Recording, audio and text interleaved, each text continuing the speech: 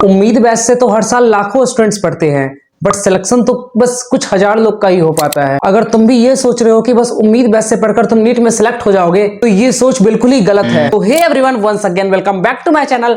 This is Harshad Kumar, a third year MBBS student at All India Institute of Medical Sciences Raebareli. इस time पर मुझे बहुत सारे नीट एस्पिरेंट के मैसेज आ रहे थे कि भैया मैं उम्मीद सीरीज को फॉलो करूं या ना करूं। कुछ लोग जीरो से स्टार्ट कर रहे हैं या कुछ लोग के 300-400 नंबर आ रहे हैं, तो वो इस डाउट में है कि भैया मैं उम्मीद सीरीज को फॉलो करके अपने नंबर कैसे बढ़ा सकता हूं, या मुझे ये सीरीज किस तरह से हेल्प कर सकती है, मैं जिस भी स्टेज पर हूं मैं उसको इंप्रूव कैसे करूं। तो इन सारे डाउट्स को मैंने इस वीडियो के अंदर कवर किया कि इन स्टूडेंट्स को उम्मीद बैच फॉलो करना चाहिए और उसको किस तरह से यूज करना चाहिए। और मैं तुम्हें गारंटी दे सकता हूं कि अगर तुमने इस वीडियो को पूरा देख लिया, जो कि काफी छोटी वीडियो है, तो तुम्हारे सारे डाउट्स क्लियर हो जाएंगे। तो इसी के साथ लेट्स स्टार्ट द वीडियो। तो सबसे पहले मैं ऐसा क्यों बोल रहा हूं कि बस उम्मीद बैच से सिलेक्शन नहीं हो पाएगा, क्योंकि इसके लिए तुम्हें सबसे पहले अपने कुछ हैबिट्स को चेंज करना होगा, जिसके कारण से तुम पहले से नहीं पढ़ते आ रहे हो। अगर तुम्हारे नंबर 300-400 आ रहे हैं, या अगर तुम जीरो से स्टार्ट कर रहे हो, इसका मतलब ये साफ है कि तुमने इससे पहले अभी तक बहुत ही कम पढ़ा है या कुछ नहीं पढ़ा है। और इसके बहुत सारे रीजन हो सकते हैं, पर अब तुम्हें ये प्रोक्रास्टिनेशन की हैबिट को छोड़ना पड़ेगा और अपनी पूरी जी जान लगा के इस नीट की प्रिपरेशन को करनी होगी।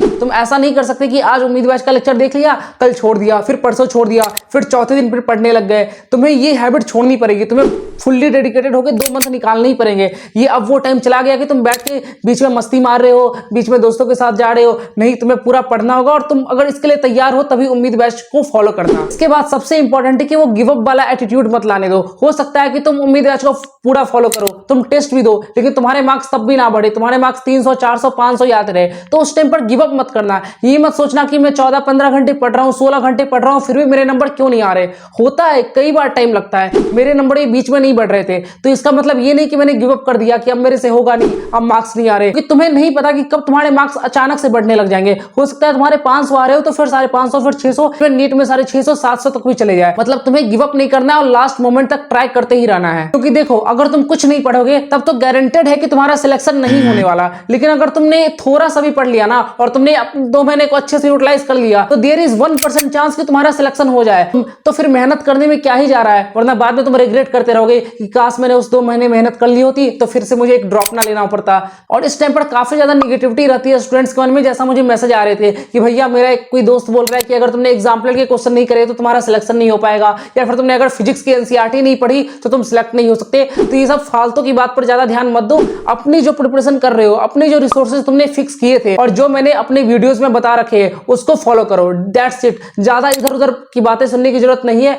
तुम्हें अपने रिसोर्स से कॉन्फिडेंट रहना है और उसको ही फॉलो करके नीट में सिलेक्ट होना है। तुम ये सोच लोगे कि अगर मैं बहुत चीज को फॉलो करूं और तब सिलेक्ट हो जाऊं, तो ये अभी तो बिल्कुल ही इम्पॉसिबल है। यहाँ पर सबसे इंपॉर्टेंट डाउट आता है कि भैया उम्मीद सीरीज को फॉलो कैसे करें। तो यहाँ पर मैं तुम्हें 2 कैटेगरी के स्टूडेंट बताता हूँ। एक वो होंगे जो जीरो से स्टार्ट कर रहे होंगे, उनके लिए यही मैं बोलूंगा कि सारे वन शॉट लेक्चर जितने भी उम्मीद सीरीज पर कराए जाए, सारे तुम्हें देखने हैं। लेकिन उसको तुम रिकॉर्डेड फॉर्मेट में देखना, लाइव में मत देखना, क्योंकि लाइव में टाइम काफी वेस्ट होगा। तुम्हें रिकॉर्डेड में देखना है। 1.5x पर ट्राई करना देखने की। अगर 2x में देख पाओ तो बहुत अच्छी बात है, लेकिन 1.5x पर तो देखना ही मिनिमम। और जब भी तुम फिजिक्स में क्वेश्चन सर करवा रहे हो, तो क्वेश्चन खुद से सॉल्व करने का ट्राई करना। ये नहीं कि लेके बैठ गए, सर क्वेश्चन करा रहे हैं और हम भी सर को ही देखे जा रहे हैं कि सर क्या करेंगे। नहीं यार, थोड़ा खुद से ट्राई करो। अगर जब तक तुम खुद से ट्राई नहीं करोगे, तब तक कुछ नहीं होने वाला। तुम बस सोच रहे हो कि बस पैसिव लर्निंग से सब कुछ मिल जाएगा, तो पैसिव से कुछ नहीं मिलता। तुम्हें एक्टिवली पार्टिसिपेट करना पड़ेगा लेक्चर में, ठीक है। और जिनके नंबर 300-400 आ रहे हैं, या जिन्होंने सिलेबस एक बार कर लिया है, तो मैं सबसे पहले ही बोलूंगा, तुम सबसे पहले अपने वीक टॉपिक्स को आइडेंटिफाई करो और उसको एक पेपर में लिखो। अभी लिखो सब तुम्हारे वीक टॉपिक कौन कौन से हैं, और बस उन वीक टॉपिक को जाकर उम्मीद बैच के लेक्चर से देख लेना। ऐसा नहीं करना कि तुम बेसिक मैथ का भी लेक्चर देख रहे हो, यूनिट डायमेंशन का भी लेक्चर देख रहे हो। हाँ, अगर वो वीक है तब देख सकते हो, वीक नहीं है तब उसे मत देखना।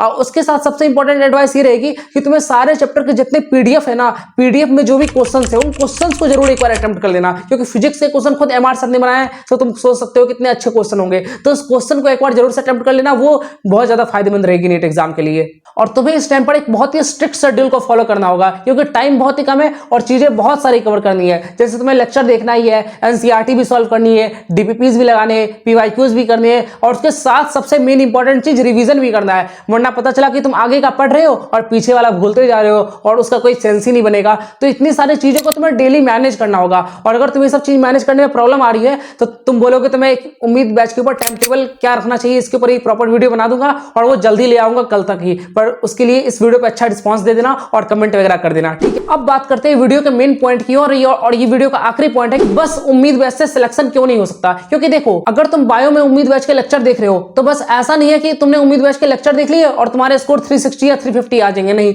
तुम्हें एनसीईआरटी को लेनी पड़ेगी और एक एक लाइन पढ़ना पड़ेगा खुद से। ये नहीं कि टीचर ने पढ़ा दिया, नहीं, तुम्हें एनसीईआरटी खुद लेनी है और एक एक लाइन पढ़नी है और साथ ही साथ उसे हाईलाइट करना है, उसे रिवाइज करना है और उसे मेमोराइज करना है। ये चीज सबसे इंपॉर्टेंट है। और अगर तुम फिजिक्स के लेक्चर देख रहे हो तो जो मैंने कहा कि फिजिक्स के जो भी क्वेश्चन आए लेक्चर के बीच में, उसको स्टॉप करके और खुद से सॉल्व करने का ट्राई करो, खुद से एक्टिवली पार्टिसिपेट करो। ये मत सोचना कि टीचर बता देगा तो मैं उसको सुन लूंगा। अरे यार, खुद से थोड़ा ट्राई करके तो देखो, हो सकता है तुमसे क्वेश्चन ना बने, 5 मिनट रुको, नहीं बने कोई बात नहीं, तुम खुद कुछ तो सोचोगे ना, कुछ तो अप्रोच लगाओगे, वो तुमको कहीं ना कहीं बेनिफिट जरूर करेगी। और ये सबसे मेन पॉइंट है जो कि स्टूडेंट लोग नहीं समझते। वो सोचते हैं टीचर हमें बता देगा, हम सुन लेंगे और एग्जाम में फिर क्वेश्चन नहीं बनते और बोलते भैया मैंने उम्मीद सीरीज फॉलो तो करी लेकिन मेरे मार्क्स नहीं आ रहे। तो यार, जब तक तुम चीजें खुद से ट्राई नहीं करोगे तो कोई टीचर तुम्हारे दिमाग के अंदर चीजें फिट नहीं कर देगा। वो चीजें तुम्हें खुद से सीखनी ही होगी, इस बात को समझो। और इसी के साथ इस वीडियो को समाप्त करते हैं। और अगर तुम्हें नीट के रिलेटेड इस तरह की वीडियो चाहिए तो इस चैनल को सब्सक्राइब कर देना और लाइक कर देना। इस तरह ही